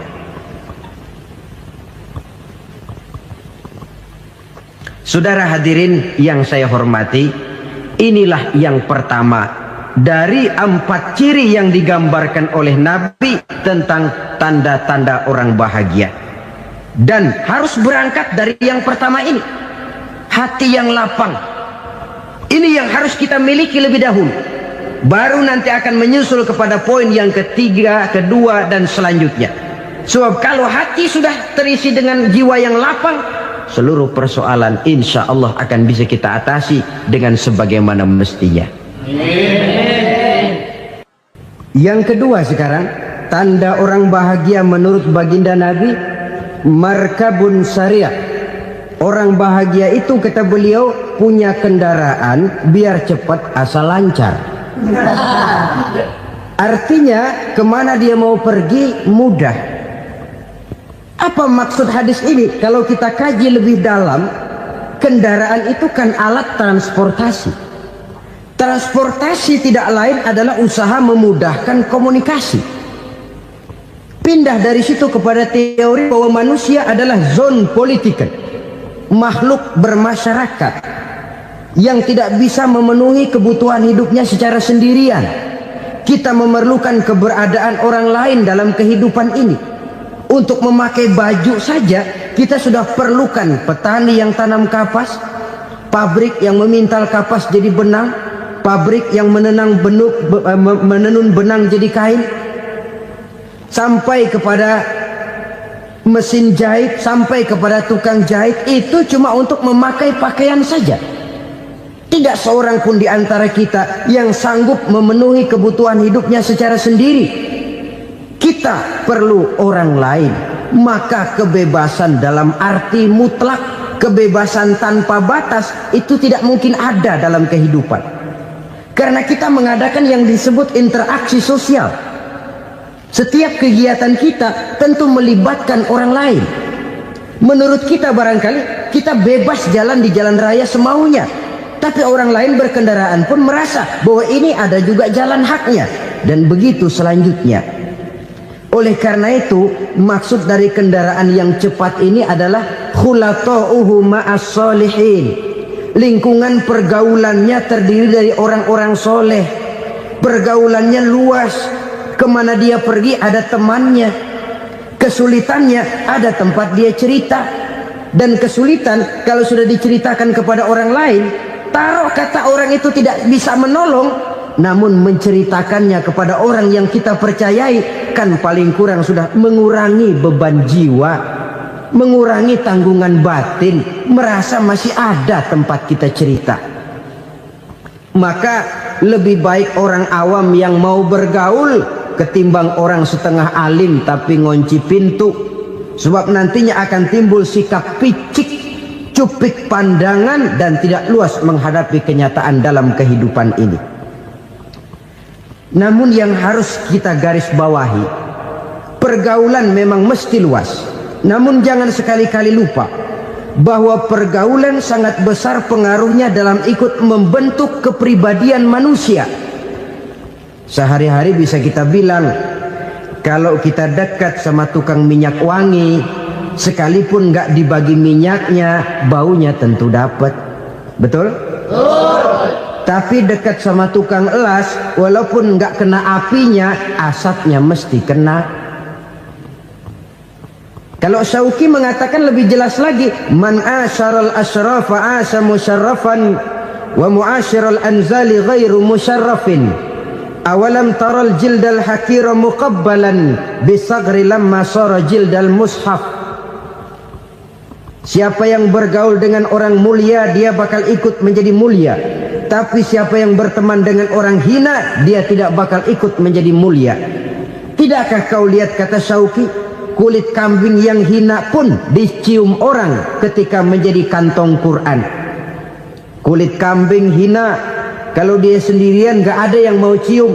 Tapi begitu dia bergaul dengan Quran, menjadi kantong Quran, dipakein minyak wangi, ditaruh di tempat yang tinggi, mau diambil dicium dulu, dibawa dengan penuh hormat dan hati-hati. Kulit kambing yang hina lantaran berteman dengan Quran, numpang mujur. Tapi coba lihat kalau kulit kambing berteman dengan kayu, jadi beduk, habis. Zohor dikemplang, asar dipukul. Itu pun sedikit saja, cuma salah milih teman. Yang temannya Quran dihormati orang, yang temannya kayu lantaran jadi beduk, gelap-gelap subuh orang udah kemplangnya.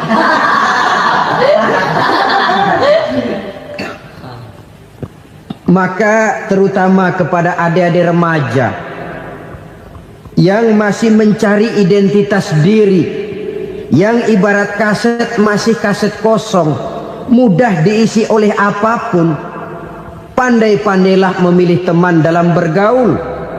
Karena banyak orang yang tadinya baik-baik, ketika terseret dalam pergaulan dengan orang yang tidak baik, kebaikannya menjadi lentur dan luntur. Tapi berapa banyak bajingan-bajingan tengik, orang-orang yang berlumur noda dan dosa, tiap hari melakukan maksiat, namun bergaul dengan orang yang baik-baik, pada akhirnya sedikit demi sedikit beringsut dan berangsur dia terbiasa mengikuti kebaikan-kebaikan. Saya tekankan ini kepada remaja karena mereka masih mencari identitas diri. Apa yang mereka lihat mereka mau, apa yang mereka dengar mereka ingin tahu. Coba lihat kehidupan remaja. Pulang nonton film Rambo, pengen jadi Rambo, gagah, maunya belekai melulu. Pulang nonton film Superman, pengen bisa terbang. Pulang nonton India, nyanyi melulu. Wajar, mereka masih mencari identitas diri. Saya ini sebenarnya siapa? Lingkungan, pergaulan akan membentuk itu. Karena itu pandai-pandailah bergaul, karena ia sangat besar pengaruhnya dalam ikut membentuk kepribadian manusia. Apalagi sifat yang jelek lebih cepat menularnya ketimbang sifat yang baik. Sifat yang baik, watak yang soleh itu lambat sekali untuk menular. Tapi yang tidak baik, kan prosesnya mah kalau remaja biasanya mula-mula dengar. Karena dengar lalu pengen tahu. Karena pengen tahu lalu ngeliatin. Begitu ngeliatin kan pengen nyobain. Setelah nyobain ketagihan. Nah, ini prosesnya. Yang namanya ganja, morfin, narkotik awalnya kan begitu. Mula-mula dengar katanya kalau sudah fly to the sky, sudah melayang ke langit katanya, disitulah puncak kebahagiaan. Mulanya cuma dengar. Karena dengar pengen tahu. Karena pengen tahu lalu ngeliat, kumpul sama orang yang suka ngeganja. Setelah ngeliat, nah pengen ngerasain. Begitu ngerasain enak juga, ketagihan. Kalau sudah ketagihan jadi penyakit kronis, bisa merembet kepada yang lain. Iya, kalau orang tuanya mampu untuk beli morfin, beli ganja. Kalau tidak kan pikirannya ngayap, jemuran siapa ya gue sabet. Timbullah perbuatan-perbuatan negatif yang bermula dari salah pergaulan. Apalagi buat adik-adik remaja yang tinggal di kota-kota besar, yang pengaruh budaya, pengaruh kesenian, pengaruh struktur kehidupan yang nampak makin individualistis, di mana persaingan tajam, tensi ekonomi tinggi, orang mudah mengalami stres. Pandai-pandailah dalam bergaul, sekali lagi, karena ia sangat besar pengaruhnya dalam ikut membentuk kepribadian manusia. Orang bahagia punya kendaraan yang cepat, artinya punya pergaulan yang luas, dan lingkungan pergaulannya terdiri dari orang-orang yang soleh. Kemana dia pergi ada teman, kesulitannya ada tempat dia cerita. Tapi kalau sudah menyendiri, hidup sendiri, kesulitan dipikiri sendiri, bisa mati belum waktunya. Tidak ada tempat berbagi rasa, tidak ada tempat bercerita, tidak ada tempat mengurangi beban dalam kehidupan. Pantas betul kalau Islam sangat menggalakkan dan menganjurkan orang kalau sudah sampai waktunya itu untuk melangsungkan nikah. Kata Nabi, ya ma'syaras syabab man istata'a minkumul ba'at falyatazawwaj. Hai para pemuda, kalau sudah mampu memberi nafkah, kawinlah, nikahlah kamu. Kenapa? Sudah ada teman hidup, tempat berbagi rasa. Kesulitan kalau ada tempat cerita akan lebih ringan ketimbang kita telan sendiri, walaupun bobot kesulitannya sama beratnya. Saudara-saudara kaum muslimin rahimakumullah, inilah ciri yang kedua, punya kendaraan biar cepat asal lancar. Kemana kita mau pergi gampang. Dengan kata lain, setelah hati yang luas, pergaulan yang luas. Dua. Yang ketiga sekarang, tanda orang bahagia itu menurut Nabi, misbahun mudhi'un, punya lampu yang terang. Oh, itu enggak problem. Sekarang sudah zamannya listrik masuk desa, Pak. Lampu sudah terang semua. Betul, kalau itu yang dimaksud. Tapi tidak cuma itu. Karena lampu yang dimaksud di sini, lampu yang akan menerangi seluruh perjalanan hidup. Dan perjalanan hidup itu sudah dimulai sejak kita terlahir ke alam ini sampai masuk ke alam barzah, kumpul di padang mahsyar sampai ke akhirat. Lampu yang menerangi itu yang diperlukan. Kalau lampu, katakanlah yang paling top sekarang kan lampu jenis Mercury. Taruhlah itu di rumah kita, dia cuma menerangi rumah kita, menerangi hati pun tidak sanggup. Bila kita masuk ke alam barzah, alam kubur, sanggupkah si Mercury yang begitu terang menerangi alam barzah kita? Tidak sanggup lagi. Sanggupkah lampu yang ratusan watt, bahkan puluhan ribu watt menerangi kehidupan di padang mahsyar? Tidak akan sanggup lagi. Kalau demikian, yang dimaksud lampu yang terang di sini apa? Tidak lain amal soleh, kebajikan yang kita lakukan dalam hidup. Itu yang akan jadi lampu penerang. Di dunia nama kita akan terang. Jasad kita boleh hancur terkubur tanah, tapi nama kita akan dikenang orang. Begitulah kalau orang meninggalkan kebajikan dalam hidup seperti sekarang. Ribuan orang tiap saat berziarah ke kubur Imam Syafi'i, ke kubur Imam Malik, ke kubur Imam Ghazali, ke kubur orang yang baik-baik, orang yang soleh-soleh. Kebajikannya yang ditinggalkan, yang mengukir namanya dengan tinta emas. Sehingga saudara sudah terbaring di alam kubur, orang lewat, Allah ini kuburannya Fulan bin Fulan, dulu ini kebaikannya Masya Allah, saya ikut merasakan. Mari kita mampir sebentar, kita Fatihah. Mohon disampaikan Allah pahalanya kepada almarhum. Al-Fatihah. Itu kalau orang baik-baik. Lalu saudara tanya, Pak, orang mati dikirimin Fatihah apa nyampe pahalanya? Saya jawab, kalau saudara nggak percaya, mati dulu dah. Nanti saya Fatihain, tungguin di sana. Umpama nggak sampai, balik lagi kemari. Oh, sekarang ini kan maunya otak-otakan saja. Kalau nggak masuk otak, nggak percaya. Padahal alam gaib itu nggak bisa diotak-otakin. Sama saja dengan saudara pernah dengar cerita kapal Tampo Mas tenggelam kan? Pernah nggak? Di mana? Ya, di laut Masalembo. Begitu ke Tampo Mas tenggelam, ratusan penumpang itu terjun ke laut, dipermainkan gelombang, berjuang menghadapi maut itu. Orang lagi timbul tenggelam di lautan, dihantam ombak, kita tengokin pakai helikopter. Pak, lagi timbul tenggelam ya? Iya, tolongin. Jangan khawatir Pak, nih saya kirim intan Pak, harganya 10 juta. Kira-kira orang yang timbul tenggelam di laut seneng nggak? Tidak.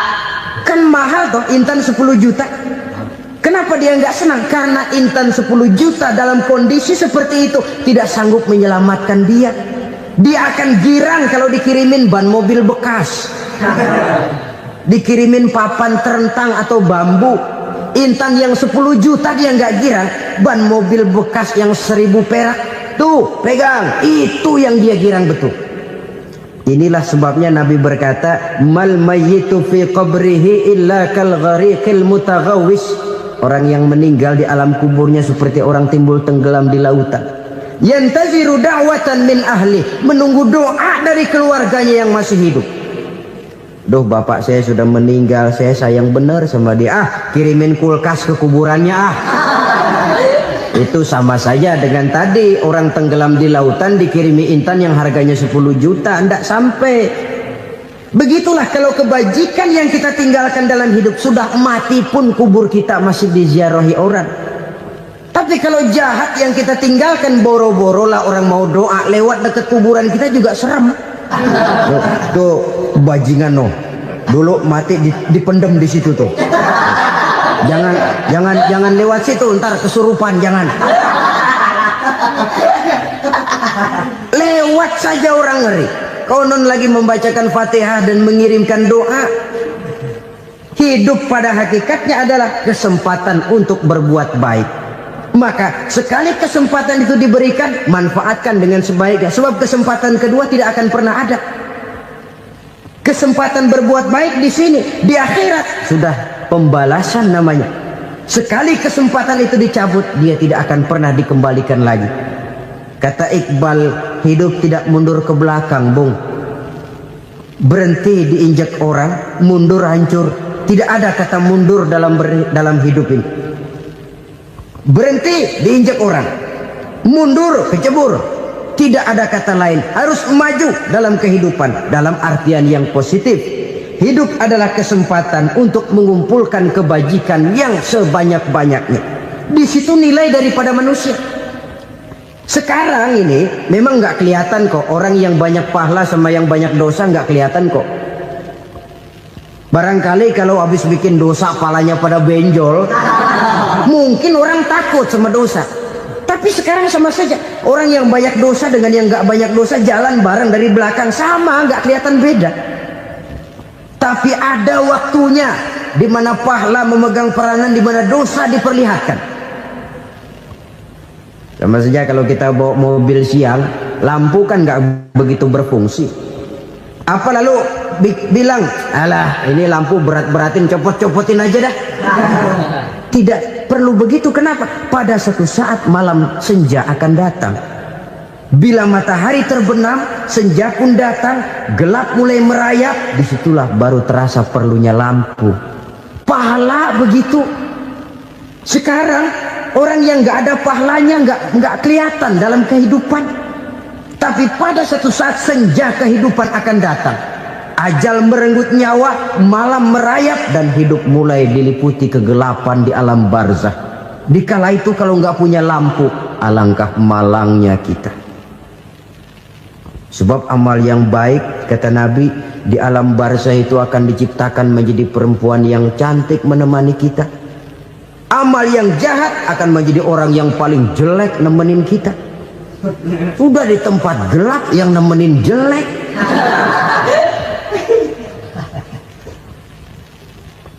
Kaum muslimin rahimakumullah.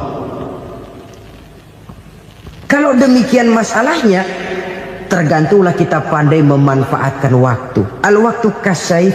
Waktu itu cepat sekali. Yang namanya waktu itu tahu-tahu. Tahu-tahu. Udah tahun 87. Tahu-tahu. Udah begitu. Tahu-tahu. Yang kemarin anak-anak, sekarang udah pada punya anak. Tahu-tahu saja itu. Begitu cepat waktu berlalu. Kalau tidaklah pandai kita memanfaatkannya, akan rugi kita. Nabi bersabda, man kana yaumuhu khairun min amsihi fahuwa rabih. Barang siapa yang hari ini lebih baik daripada hari kemarin, itu orang untung. Hari ini lebih baik daripada kemarin. Bulan ini lebih baik dari bulan kemarin. Tahun ini lebih baik dari tahun kemarin. Itu orang yang beruntung. Tahun kemarin sembayangnya maghrib doang, sekarang udah tambah isya.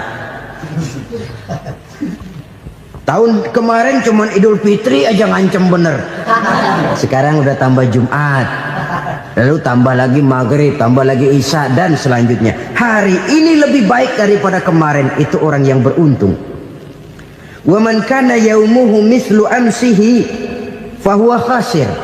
Lalu barang siapa yang hari ini sama saja dengan hari kemarin, itu orang rugi. Hari ini sama dengan kemarin, rugi itu.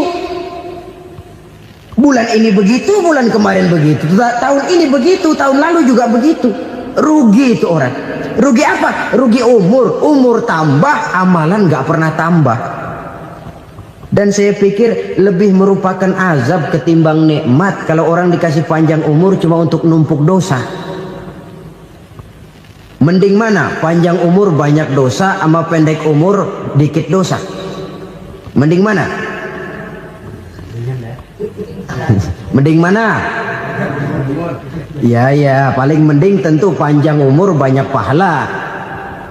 Tapi kalau tidak, sekali lagi, lebih merupakan azab ketimbang nikmat kalau orang diberikan panjang umur tapi cuma untuk sekedar menumpuk dosa. Kehilangan kesadaran bahwa dunia bukan terminal akhir dari satu perjalanan. Dia cuma halte di mana kita berhenti sebentar untuk menuju kepada terminal yang hakiki. Saudara-saudara kaum muslimin rahimakumullah, inilah lampu yang akan menerangi kehidupan. Amal yang kita lakukan di dalam kehidupan. Jadi yang dimaksud dengan lampu yang terang, kebajikan yang kita kerjakan dalam hidup. Nah, setiap orang di awal tadi saya bilang ingin bahagia. Bahagia itu kan hakikatnya kumpulan senang dan selamat. Senang, selamat. Apa bedanya? Senang tapi tidak selamat, nggak bahagia. Selamat tapi nggak senang, nggak bahagia orang. Contoh, kalau orang korupsi, duitnya banyak, senang dia, tapi keselamatannya.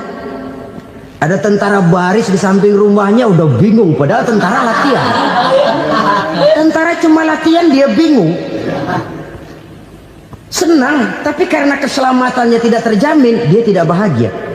Sebaliknya pegawai negeri jujur benar, cuma segaji-gajinya, selamat nggak korupsi, tapi melarat, ya nggak bahagia juga, kurang senang.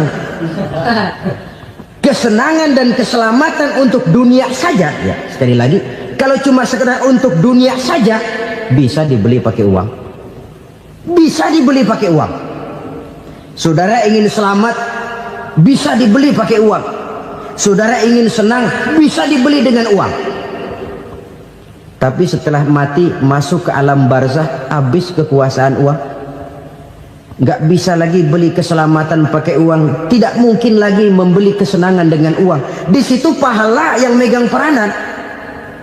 Makin banyak pahala, makin banyak saham untuk membeli kesenangan dan keselamatan, untuk memperoleh yang namanya bahagia.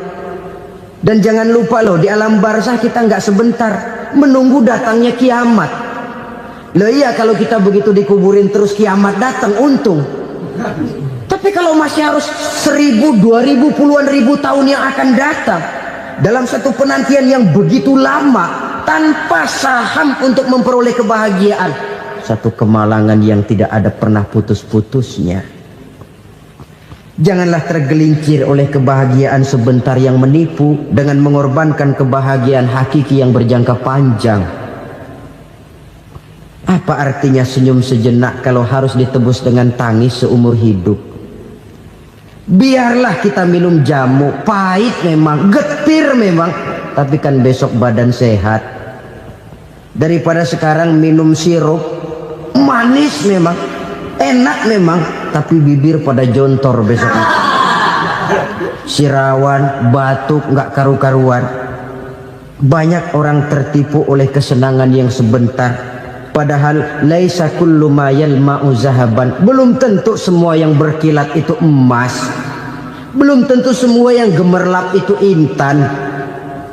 Karena itu, marilah manfaatkan kesempatan yang diberikan Allah ini untuk mengumpulkan kebajikan yang sebanyak-banyaknya. Yang terakhir sekarang, yang keempat, tanda orang bahagia kata Nabi. Zaujatun salihah. Orang bahagia itu tanda yang keempat kata Nabi, punya istri biar cakep asal taat. Sudah surga itu gitu. Cakep taat. Istri kayak gitu, kalau belum mati jangan dikuburin dulu. Sudah cakep taat lagi. Tapi kadang-kadang enggak, udah jelek ngadat melulu. Apa yang mau dipilih? Sebab itu Quran mengatakan istri pakaian untuk suami, suami pakaian untuk istri. Kenapa suami istri diibaratkan pakaian? Alangkah tingginya gaya bahasa Quran ini. Suami istri teman hidup, hidup perjalanan panjang. Sejak kita dalam rahim sudah ada hidup kan di sini. Sampai ke alam dunia, masuk ke alam barzah, kumpul di padang mahsyar, sampai menuju akhirat, itu perjalanan hidup. Carilah istri atau suami teman hidup yang membawa manfaat tidak hanya kehidupan di dunia ini, sampai di alam barzah, sampai di padang mahsyar. Suaminya mungkin meninggal lebih dulu atau istrinya mungkin meninggal lebih dulu. Tapi suami atau istri yang masih hidup berbuat kebajikan. Suami saya meninggal, ada hartanya, saya sedekahkan, niat pahala untuk almarhum suami saya. Ini teman hidup. Tidak dibatasi dan tidak bisa dipisahkan oleh maut sekalipun. Zohirnya mungkin pisah, badannya mungkin pisah, tapi hatinya, jiwanya, kebersamaannya dalam menghadapi kehidupan. Karena itu, saudara-saudara, bahasa Quran indah. Suami istri diibaratkan seperti pakaian. Apa fungsi pakaian? Pertama, pakaian jadi kebanggaan. Artinya suami harus menjadi kebanggaan istri, istri harus jadi kebanggaan suami. Yang kedua, pakaian itu kan fungsinya menutup aurat. Artinya sesama suami istri harus saling menjaga kekurangan masing-masing. Jangan malah sesama suami istri saling membongkar rahasia dan aibnya sendiri-sendiri. Istrinya diceritain jeleknya di mana-mana, atau suaminya dibongkar rahasianya di pasar umum. Itu sudah tidak lagi berfungsi sebagai pakaian. Kenapa semua ini diperlukan? Karena kita menyadari bangsa yang baik terdiri dari masyarakat yang baik. Masyarakat yang baik merupakan susunan dari warga yang baik. Warga yang baik adalah terdiri dari rumah tangga yang baik. Dan rumah tangga yang baik merupakan susunan dari pribadi-pribadi yang baik. Dari situ langkah dimulai. Membangun satu bangsa yang baik diawali dengan membangun rumah tangga yang baik, dengan menciptakan pribadi-pribadi yang baik. Sehingga dari sini diharapkan berkembanglah nilai-nilai kebaikan. Orang akan bahagia mempunyai istri yang soleh.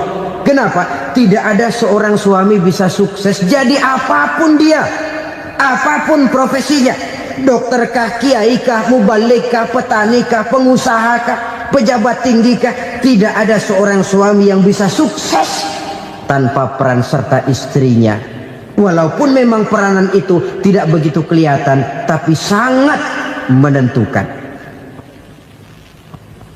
Karena itu, saudara hadirin yang saya hormati, Islam sangat menghargai kaum wanita, memberikan kedudukan yang tinggi sepanjang tidak mematikan kodrat kewanitaannya.